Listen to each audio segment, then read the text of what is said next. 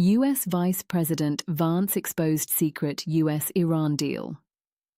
3 versions of the same peace deal. 3 completely different documents, all shared with different people, and not one of them matched. That is the bombshell revelation that U.S. Vice President J.D. Vance dropped on the world, live, on camera, as a fragile ceasefire between Iran and the United States began to crack at its seams. One proposal was so bizarre that Vance said it looked like it was written by an AI chatbot. Another was immediately thrown in the trash. And the third? Nobody can agree on what it even says. This is not a spy thriller, this is real diplomacy. And in the next 8 minutes, you'll find out exactly why. To understand what just happened, you need to go back to the weeks before this crisis exploded. The United States and Iran had been locked in a dangerous standoff. Tensions over Iran's nuclear program, regional proxy wars, and the Strait of Hormuz, one of the world's most critical oil shipping lanes, had pushed the 2 nations to the edge. Then, a temporary 2-week ceasefire was agreed. It was fragile, it was imperfect, but it was real. And the country that helped make it happen, Pakistan. Islamabad stepped in as a mediator, a neutral bridge between Washington and Tehran. It was a bold move for a country that has long sought a bigger role on the global diplomatic stage. For a brief moment, it seemed to be working, but behind closed doors, something was going very wrong. The first sign of trouble came quietly. Reports began circulating of a 10-point Iranian proposal, a framework for formal negotiations between the US and Iran. News outlets including CNN and the New York Times published details of this document, claiming it was official and verified. Then Donald Trump went on the offensive. He called the reporting fake. He called it misleading. He said all 10 points were, quote, a made-up hoax. The words were sharp, the reaction was fast, and suddenly nobody knew what to believe. But then everything changed. J.D. Vance stepped forward, and what he revealed pulled back the curtain on one of the most chaotic diplomatic backchannels in recent memory. Vance confirmed that he had personally seen 3 separate versions of the 10-point proposal, not 1, not 2, 3, each one different, each one supposedly representing Iran's position, and none of them matching each other. The first version, Vance said, was so thin and so poorly constructed that it was immediately dismissed.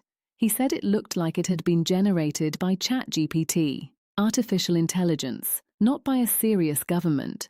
It was handed to senior U.S. envoys Steve Witkoff and Jared Kushner, and within minutes, it went straight into the bin. The second version was more serious. It appeared to have been shaped through actual back-and-forth negotiations involving Pakistan and Iran. This one, Vance suggested, was the real starting point for any meaningful talks. But then a third version surfaced, and this is where the story gets deeply complicated. The third version had a critical difference. The English translation of the document left out all references to nuclear enrichment, one of the most sensitive and important issues in any Iran deal. But the original Farsi version? It reportedly included them. No one saw this coming. Was it a translation error, a deliberate omission, or something else entirely? The questions started flying, and they haven't stopped since. Meanwhile, Pakistan's role in the entire process came under a harsh spotlight.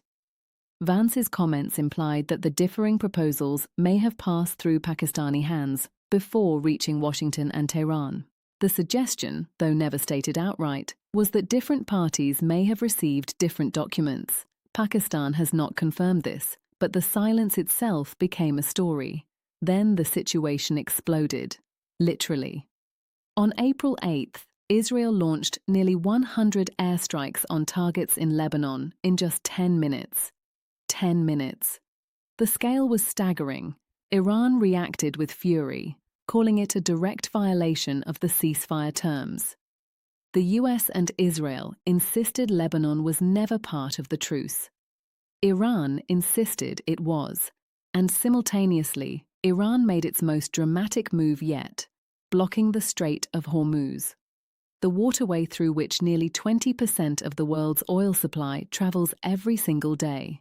closed by Tehran. Opening that strait had been one of Trump's core demands as a condition for halting hostilities. Now it was shut again. The ceasefire was unraveling in real time. At the center of all this confusion sat the question that no one could answer cleanly.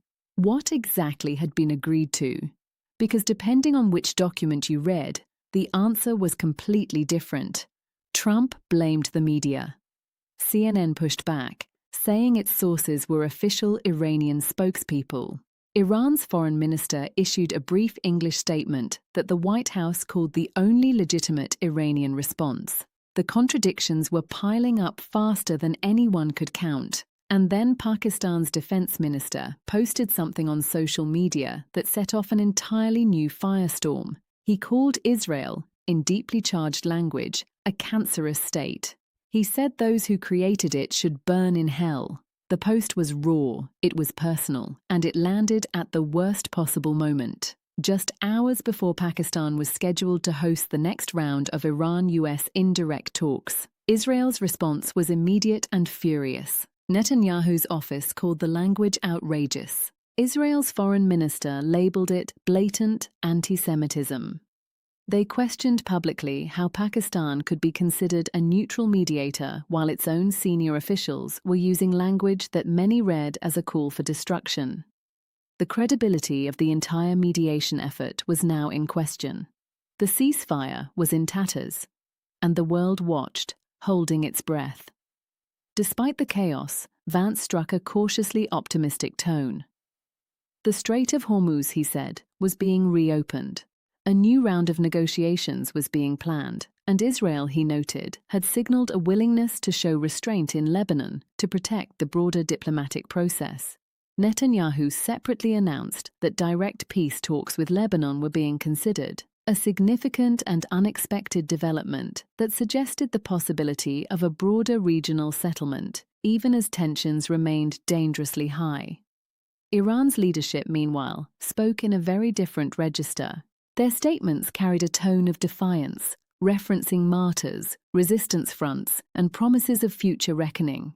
The gap between the public rhetoric and the quiet, back-channel diplomacy could not have been wider. For Pakistan, the fallout from its minister's remarks will take time to fully absorb. Islamabad had staked real diplomatic capital on its mediator role. That role is now damaged, possibly severely. Whether Pakistan can rebuild its credibility as a neutral party remains one of the most important open questions in this crisis. And for the wider world, the story of the 3 deal drafts is a sobering reminder of how easily peace can collapse, not from bombs, but from paperwork, from translation errors, from messages sent to the wrong people, from documents that say one thing in one language and something else in another. History is full of moments where the fate of millions rested on a single sentence in a document. This is one of those moments. One misread clause, one mistranslated word, one leaked draft, and a ceasefire becomes a war. The real lesson here is not about any one country or leader.